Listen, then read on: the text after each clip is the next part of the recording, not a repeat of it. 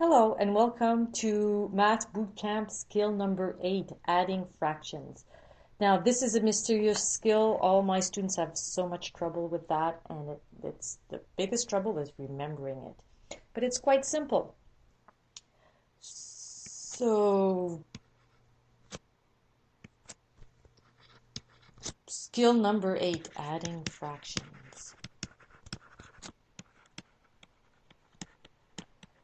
I think one reason it's difficult is you need a few skills and you have to remember those skills while you're adding fractions. And what do you need?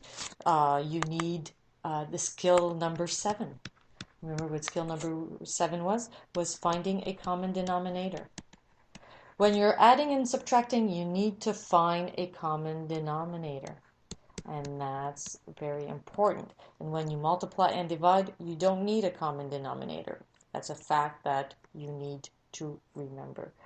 You need skill number 4, which you need to know how to find an equivalent fraction. And you need skill number 6, which is converting improper fractions to mixed fractions. So you need to remember all these 3 skills. You can go review all 3 in a previous videos. For now, we're going to do 3 examples of adding fractions, an easy one, a medium one, and a hard one. And the easiest one would be something like 2/5 plus 1/5. Can't get any easier than this. Why? We have the same common denominator. So there's nothing to do. So the 3 steps is if you need to find a common denominator. 2, once you have that, you add the numerators. I'll say top because it's faster to write. And you just keep the denominator, which is 5. So keep the bottom. Now, only 3 little things to remember, and that's it. Here, step 1, don't need it. I already have a common denominator. It's 5. And step 2 says add the top. 2 plus 1. It's 3. And I keep the bottom 5. And I've added my fractions. Can it get easier than this? Now, let's do another one that's more complicated. Not much more. Plus 1/2. Same 3 steps. Find a common denominator.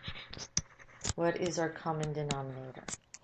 Take the largest one is 4. 2 goes into 4, so we know our common denominator. Common denominator is equal to 4.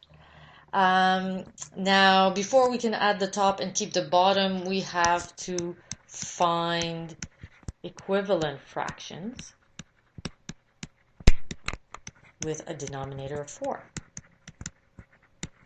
With denominator of 4. So 1/4 is easy. It stays 1/4. But 1/2 doesn't have the right denominator. I want a 4 here, not a 2. So I have to find an equivalent fraction. Remember with equivalent fractions, if I multiply, if I multiply the bottom by a number, I have to multiply the top by that same number. Now I want a 4 here, so I need to multiply my 2 by 2. 2 times 2 will give me 4. So if I do that on the bottom, I need to do the same thing on top. So that would be 2. And now step 3 and 4 is add the top. Keep the bottom. So add the top is 3, I keep the bottom is 4. So we added those 2 extra steps when we found the common denominator. We need to find the common denominator, which was 4. We find the equivalent fractions to make sure we have the right fraction to go with the denominator of 4. And then we just do our add the top and keep the bottom. A very difficult one. Let's say I'm